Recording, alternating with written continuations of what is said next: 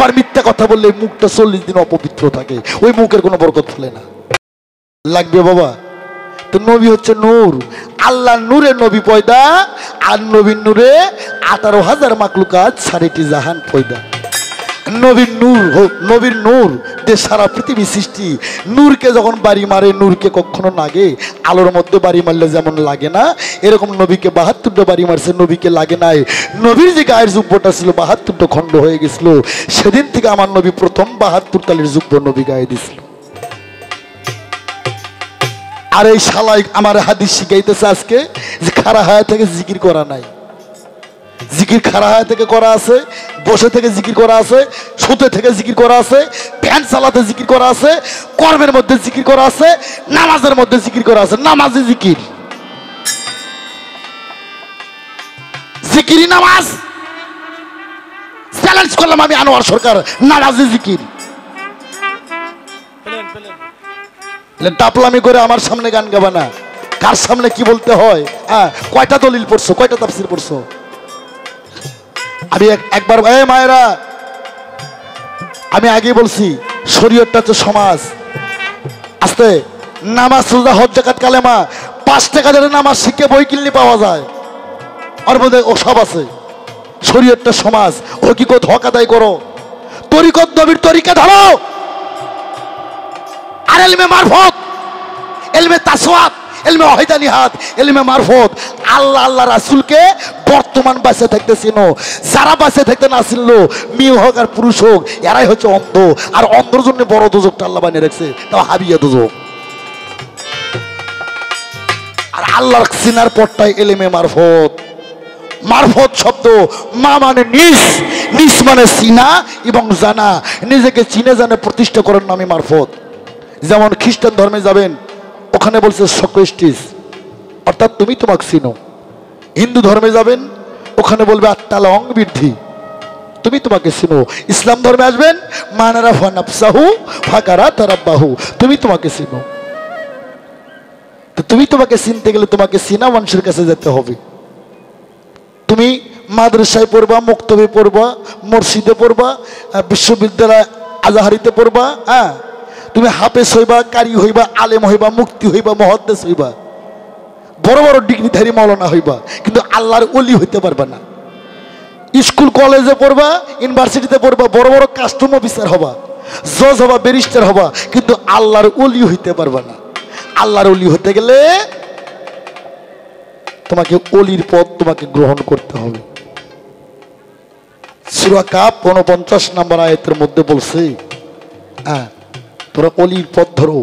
সূরা ফাত্তায় বলছে, আল্লাহ বলছে, যিনি আমার বন্ধুর হাতে হাত দিয়ে বায়াত গ্রহণ করলো, মুরিদ হচ্ছে ফার্সি ভাষা, যার বায়াত গ্রহণ করলো, তারা যেন আমি আল্লাহ আমার হাতে হাত দিয়ে তারা বায়াত গ্রহণ করলো।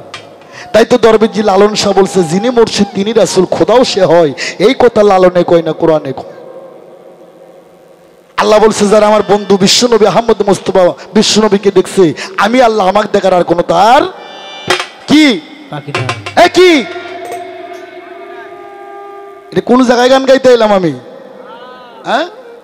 আল্লাহ বলছে, যারা আমার বন্ধুকে একবার দেখছে, আমি আল্লাহ আমাকে দেখার আর কোনো বাকি নাই।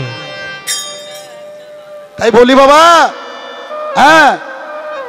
ওই নামাজ, রোজা, হজ, যাকাত, কালেমা, ভালো কাপড় পরো, হারাম খায়ো না, হালাল খায়ো, 10 টাকা ধরে কায়দা বই কিনলে সব পাবেন, কিন্তু আল্লাহ রসুল কি জিনিস তাকে চিনতে হবে।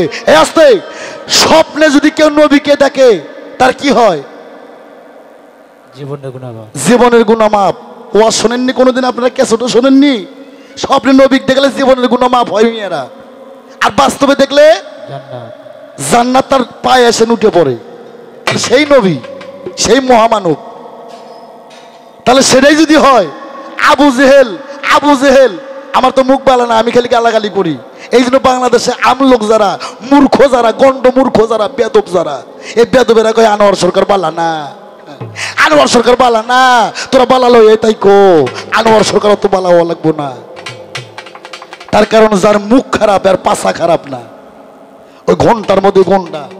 আনোয়ার সরকার বুঝে গালাগালি করে আর না বুঝে করে। আমার পীর বলছে, রশিদ সরকার বলছে, এই আনোয়ার তুই মুখ খারাপ করিস, কিন্তু শালা তুই জানিস জীবনে মিথ্যা কথা বলিস না। একবার মিথ্যা কথা বললে মুখটা 40 দিন নাপাক থাকে, কিন্তু মুখ খারাপের কোনো দলিল নাই। হে মুখ খারাপ হচ্ছে সমাজ। হক কথা কইলেই সলিম ভাই নৌকোয় থেকে নামো। আহারে আমার বাজান বলছে তুই মুখ খারাপ করিস ঠিক আছে, কিন্তু জীবনে জান তুই মিথ্যা কথা বলিস না। এই মায়েরা শুনে যান, একবার মিথ্যা কথা বললে মুখটা 40 দিন অপবিত্র থাকে, ওই মুখের কোনো বরকত ফলে না। আনোয়ার সরকারের মুখ খারাপটা দেখলেও যারা অজ্ঞানী লোক, যারা চোরটা, যারা টাউট পাটপার, এরাই কয় আনোয়ার সরকার বালা না। আর যাদের জ্ঞানের আয়নাটা ভালো আছে, যারা ভালো মনের মানুষ, এরা কয় না বাজান কি কয়ে গেল। আমার ভাইয়েরা, খুব দুঃখে আমি বলি, আমরা সেই নবীর উম্মত, সেই নবীর তরিকে আমরা গ্রহণ করছি। আবু জেহেল কি নবীকে কম দেখছে? নবীকে স্বপ্নে দেখলে জীবনের গুনাহ মাফ, নবীকে বাস্তবে দেখলে জান্নাত আসে চরণে উঠে পড়ে। তাহলে আবু জেহেল কি নবী কম দেখছে? হাজার হাজার বার দেখে নাই? হ্যাঁ, তাহলে কি আবু জেহেল কি জান্নাতে যাবি? কোথায় যাবে? জাহান্নামে। কোন নাউজুবিল্লাহ, জাহান্নামে যাবে। তাহলে নবী দেখে যদি জাহান্নামে যায়, তাহলে এটা কি অবস্থা? ও মুসল্লি, ও মাওলানা, নবীকে স্বপ্নে দেখলে জীবনের গুনাহ মাফ, বাস্তবে দেখলে জান্নাত চরণে উঠে পড়ে। আবু জেহেল যে শত শতবার নবী বাস্তবে দেখলো, আবু জেহেল কেমন করে দোজখে যায়? তাই আমি বলতে চাই, এই বাংলাদেশ